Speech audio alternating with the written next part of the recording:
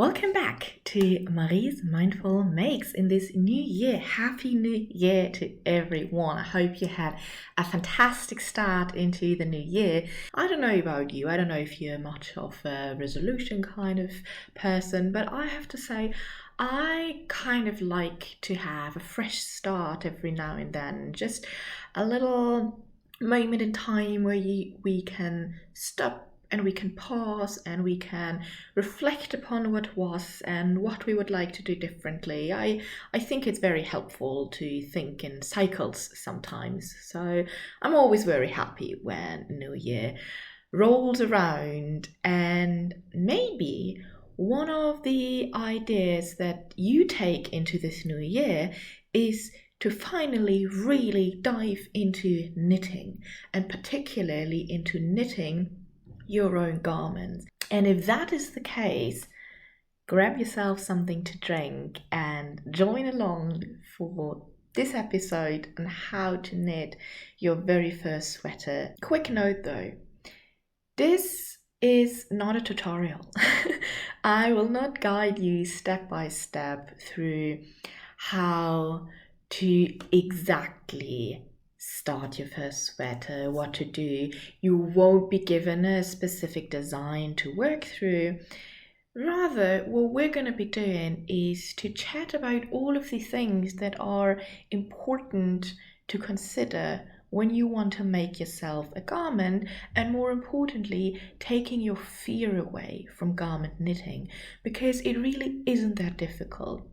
Maybe you are already knitting and you've made yourself accessories and cute little things, and maybe one of these really fancy little scarves, but you're just too scared to start something big, such as an actual garment. Or maybe you have not been knitting at all and you want to dive right into garment making. I'll have you all covered. I'll give to all of you, I hope, what's going to be important for your own sweater knitting journey. Think of this as a chat over a cup of tea with a friend, or maybe a grandmother or an aunt or somebody who really knows a lot of things about knitting, and he's just there to guide you through some of your questions. So that said, let's really dive into it. What you can see me wearing today is the Honeybop cardigan, which wasn't my very first sweater, but it was about the third or the fourth project that I've made for myself. It was also the very first sweater with fancy yarn. I use this hand-dyed yarn by Beehive Yarns that was promoted by the designer. The designer of this cardigan is Poison Girls, which has from day one been one of my very favorite designers, because she has those retro designs, this vintage silhouette that inspired me in the first place to start knitting. When I made this cardigan, I was a very much beginner knitter, and once I finished it, the fit wasn't quite right. I also knitted the puff sleeves of the pattern, which I really didn't like, and I kept this cardigan in my wardrobe for like 2 years, and I did wear it every now and then, but at some point I just realized that it's not perfect enough to keep it. But I liked the silhouette, I liked the pattern, I loved the yarn, so I unraveled this entire cardigan and then knitted it again a size smaller and without the puff sleeves. And I have been wearing it so much ever since. It is one of my favorite cardigans and I absolutely love it. So let's talk about my knitting journey before we talk about your knitting journey. I started knitting a couple of years ago. I had been a very prolific crocheter when I was a child, and then just lost touch with that crafty hobby over my teenage years and got back into it in my mid-20s. First I did a lot more crochet again, and then I started to knit with the very specific goal to knit myself vintage style cardigans. That was the reason I started knitting. And I have been making a lot of these cardigans ever since, but when I first started, my first knitting project was not a cardigan. My first project were headbands and little things. And then once I felt confident in my tension, and I felt confident in the look of my stitches, I started making baby cardigans. So I started knitting sweaters by making miniature sweaters, which uses all of the same techniques. As if you can make a baby sweater, you can make an adult sweater. It just takes more time. And for me, it felt like a very good testing ground. And to be frank, it's really good that I started that way, because there were so many things that I did not understand about knitting and especially about garment construction. And those first baby sweaters were very cute, but also entirely unusable for kids. So here's a cute little story. A few years ago, my first year of knitting, which was 2018, I was going home for Christmas, and I was making a cardigan for the baby of a friend. And as I was knitting in the train, I hit a challenge point and I didn't know how to continue. But luckily, there was this lady sitting across from me in the train, and she was knitting socks. So I reached out to ask her whether I could ask her a question about my knitting, and she was very, very happy to help. And she explains me what I have to do. I think it must have been something about increases or decreases. And she explained me what to do with all of the patience of a knitter. And just as she's about to hand me back my sweater, she's like, "Are you intending to knit through the back loop?" I was like, "What?" I had absolutely no idea what she was talking about, but she realized that I wasn't knitting normal knit stitches. I was actually knitting through the back loop, which means that all of the stitches are kind of crossed, like they're not straight on your needles. They're like kind of like this on your needles, and it makes for really nice look if you use it for a cable pattern or in a rib pattern. But if all of your stitches are through the back loop, it just means you have a lot of really, really narrow and kind of like cross stitches, and it makes for an entirely different fabric, an entirely different tension, and an entirely different gauge, which is what we're going to talk about in just a bit. So yeah, this lady just pushed me to a thing that I had just no idea about before. And then she's like, "Didn't you notice when you did your gauge swatch?" I was like, "My what?" So yeah, she single-handedly in the train on my way home for Christmas helped me so much with understanding more about how to get a garment that fits, whether for myself or for others. And she also just like that fixed my stitches and then showed me how to knit properly so that it's not cross stitches, because you have to know that I'm entirely self-learned, and I learn of YouTube and then also just kind of what seemed to make sense to me. So there's definitely a lot of beauty in figuring out by yourself, but sometimes it's really good if you have someone who just looks at it and be like, maybe do it a little bit differently. Those first 3 baby garments that I made did not fit, but then I made, with my new knowledge, after Christmas, I went home and I made a beautiful cardigan for my niece, which she actually wore for 2 years. Absolutely loved. At some point I had to mend it because she just wore it to death, and that gave me the confidence to then also get started on a garment for myself. But the first 2 sweaters that I made were beautifully knitted. Fit was all right, but I still gave them away because with the first sweater I realized that the color just really isn't mine, and I wasn't sentimentally attached enough to this sweater to keep it.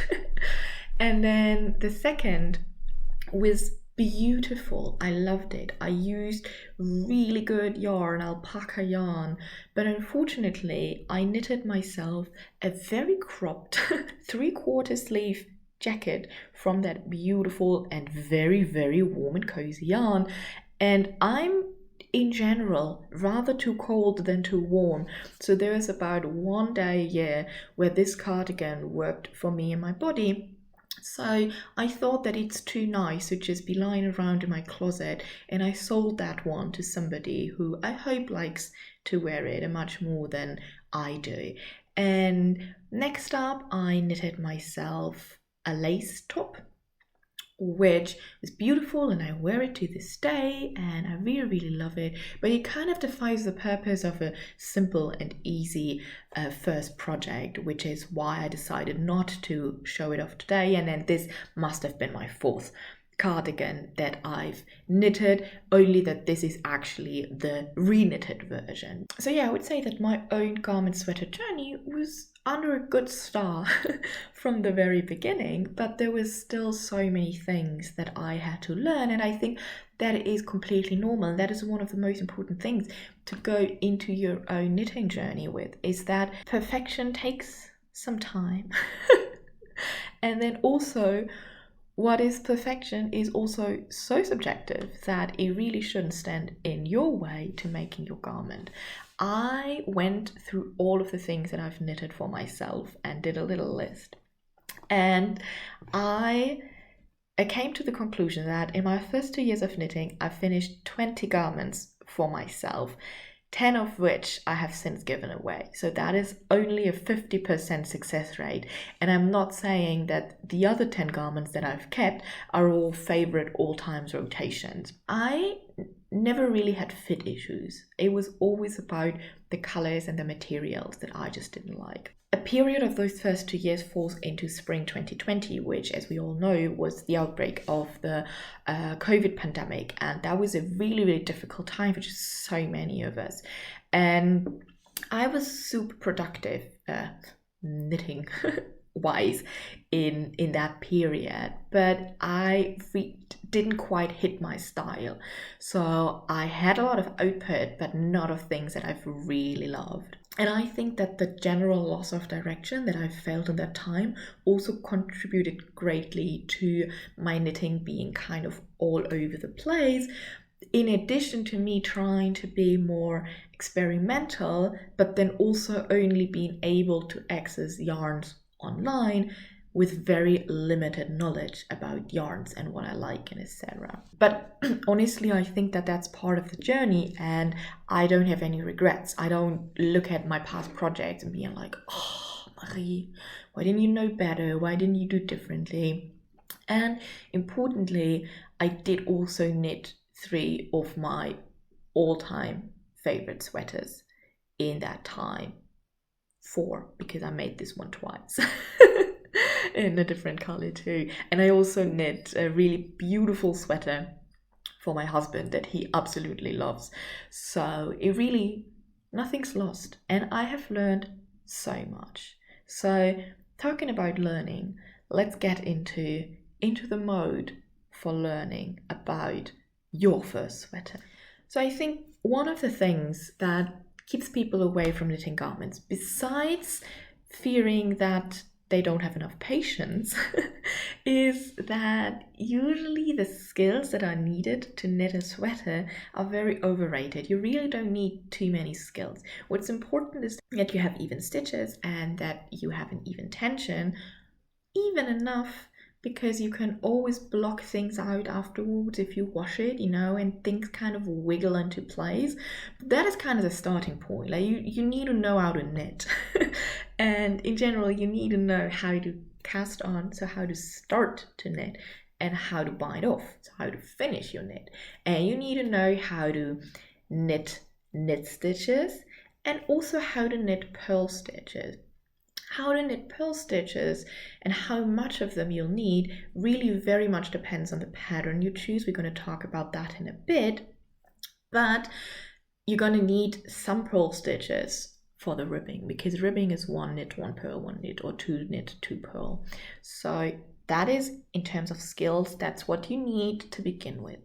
Another very important thing for garment making is shaping. You need to shape it to the body.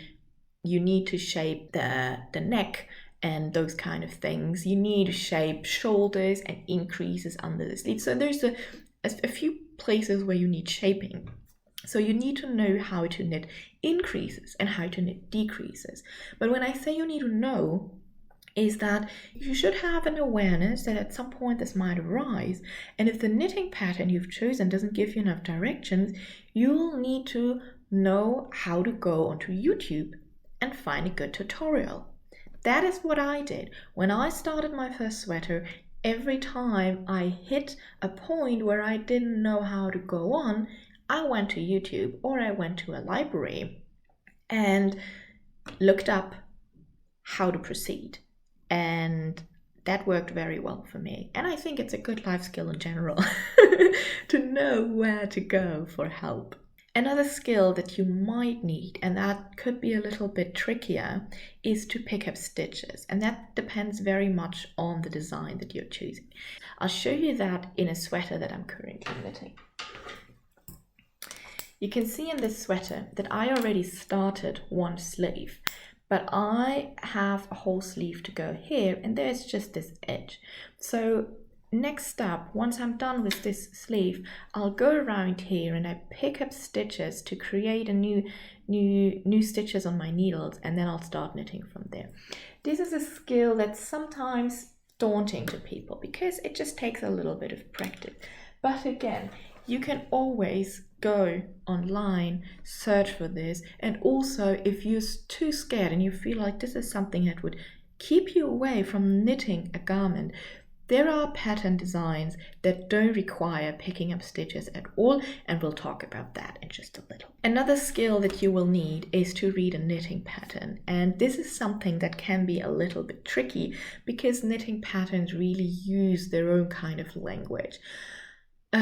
You can always freestyle it, of course, if you have that kind of courage and understanding of the human body, but I'm very much a pattern reader. And reading my first pattern definitely was a little bit of a challenge, but first of all, you get the hang of it. And also today's knitting patterns are very often very detailed and give you everything that you need to know to go through that pattern without any issue. Okay, and then there are 3 things that you need to understand, which are more conceptual, and this is something that you will learn as you move along. So don't panic about it now, but be aware that it exists. So the first thing is to understand gauge. Gauge is what helps us create a garment that fits in the way a designer intended it. Usually, knitting patterns give you the instructions for a gauge swatch. A gauge swatch is a 10 by 10 centimeter or 5 by 5 centimeter little square that you knit before you start your sweater using the yarn weight and the needle size that the pattern suggests. Let's say the designer provides a gauge swatch by 22 stitches by 32 rows, which would be a classic DK medium weight swatch. You will be using 4mm needles because that is what the pattern says. You should cast on a little bit more stitches, let's say 26 stitches, and then you start knitting your rows. And by the end, you have knitted your 32 or maybe your 34 rows. You bind off and you measure. And you measure whether those 22 stitches by 32 rows are actually 10 centimeters. And if not, you will have to adapt your needle size. You might have to go a size up or a size down. And again, if you're feeling really lost about this, go and find a tutorial. This is just like kind of the basic information I'm providing you here. So if you have drastically more stitches, or even if you have only 23 stitches instead of 22, you have to change your needle size because, you know, it's like in 10 centimeters, it's only 1 stitch. But especially the larger your garments get, this one stitch will make, or those many one extra stitches will make a really big difference in how your garment fits. So gauge swatch is really, really important. And you could, this is if you've been really thorough, you measure your gauge swatch as you finish it, and then you wash it and you block it and you measure it again to also see how the fabric might change. To see how the fabric behaves once it has been washed, because you will wash your garment at one point. I do have a friend who has not washed her hand knitted garments because she's too scared of how they will change, but I do not recommend this. Sometimes it is impossible to make a yarn work for a specific gauge or a specific pattern, but usually just adjusting needle size if you do not hit gauge helps absolutely. And one of the reasons why the yarn might not work is because it is simply the wrong yarn weight. And that is another very important thing to understand, is that yarn weight matters, and there are a lot of different yarn weights. So you have lightweight yarn, you have medium weight yarns, and you have heavy yarns, and you have bulky yarns. There's a lot of these different yarn weights, and it doesn't necessarily relate to the fiber content. So you can have a lace weight, a really, really thin merino yarn, but you can also have a really bulky merino yarn. It just depends on the way how it is spun, how many threads are spun together, how it behaves, and it's literally like yarn weight is how thick is the yarn you're knitting with. And what helps in the beginning is if you see that a designer proposes a certain yarn, you can always just go with that yarn. Try to find it online, knit with that. Don't play around too much. Or you can see, oh, they're using this one specific merino yarn. I don't have access to that merino yarn, but this is another merino yarn which also has 220 meters by 100 grams, so that would be a really good substitute. You go to your yarn store to ask them, go with your pattern and say, this is the pattern I want to knit, please help me find an appropriate yarn. And that should really do the deal in the beginning, and then you can always kind of go from there, and you'll learn as you go. Or you'll learn as you do mistakes, like I did. Sometimes you're so settled on the yarn and you buy the yarn, but then it doesn't work for the cardigan, but it will definitely work for something else. And then the third important concept is to understand fit. And this is something that is impossible to learn theoretically, because you just need to learn what you like, what's your fit preference, what is the kind of style that you like, and what is the kind of ease that you like. Ease is a concept that explains how a garment relates to our body. If there's positive ease, it means that the garment is larger than your body measurements. If there's negative ease, it means that the garment is smaller than your body measurements, and it will stretch around your body, like really tight and snugly. So this is a kind of, like you see, I have like a little bit of extra ease here in the upper body, but then it goes more to a zero ease around the bust. So zero ease means it reflects your body measurements. And every pattern gives you intended ease as a kind of way of orientation, but it also matters how you like your fit. Like I, for example, really don't like very oversized garments. So what feels oversized to me, sometimes it's just a normal fit for other people. So this is something you just need to get into it, start knitting, try things out, and then see how you like it best. So this is what you need to know in order to start your sweater journey. Now that you know it, you can just dive right in. But let's stick with me for another few minutes. Just so that I can give you some final tips. I would always go for an indie design pattern in the beginning, because chances are that it is a lot more detailed in its instructions, and you also have the chance of getting pattern support directly from the design. Every time you're stuck, seek help. Go online, go to YouTube, ask a friend, Google if there are any knitting meetups in your city, go to your local yarn store, The options are endless. If you're feeling really insecure about yarn, start with the yarn recommended in the pattern, or again, go to a local yarn store, seek help. You're not alone with figuring out those complicated things. It's really important that you gauge swatch. Do that for your own sake. Understand the way how you knit, understand if you are rather like a tense knitter or maybe rather loose knitter. It will help you so much to have a garment that you like, and it feels like such an addition of time when we're just so ready to start our project, but I'm telling you, it is worth the time. Take the time to do a gauge swatch. And then, if you're feeling really intimidated by sweater construction, maybe start with a raglan style sweater. And I'm showing you a mini version of what a raglan style sweater is. Raglan sweaters are very often recommended as first patterns because they help you avoid those dreaded purl stitches. Raglan sweaters are started in the round, often at the neckband, and you increase stitches to frame the shoulders until the sweater circumference reaches around your entire chest and you've reached armhole length. Next up, the sleeve stitches are put to rest while the body is worked and are then worked individually later. Raglan sweaters are also quite forgiving in sizing because they are some sort of drop shoulder. If you fear purling or dread the idea of picking up stitches for your sleeve or a neckband, a raglan sweater might be the perfect go-to for you.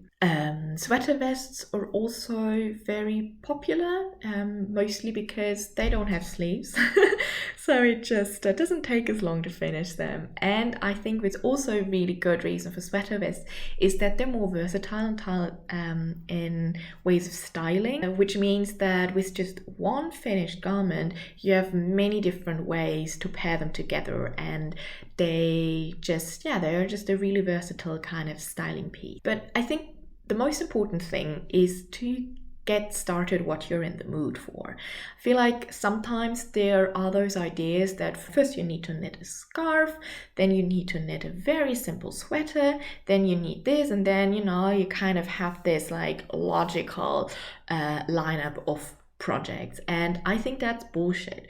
As I said, my second project, actually not only the third, but the second was already a lace project because I just loved the look of lace and I thought it was so beautiful, and it worked absolutely fine. I did have to undo things sometimes because I wanted it to look a little bit nicer, but it worked and it was fun, and I wanted to keep going because it was something that I really loved. And I think that is really, really important to have when you're getting started.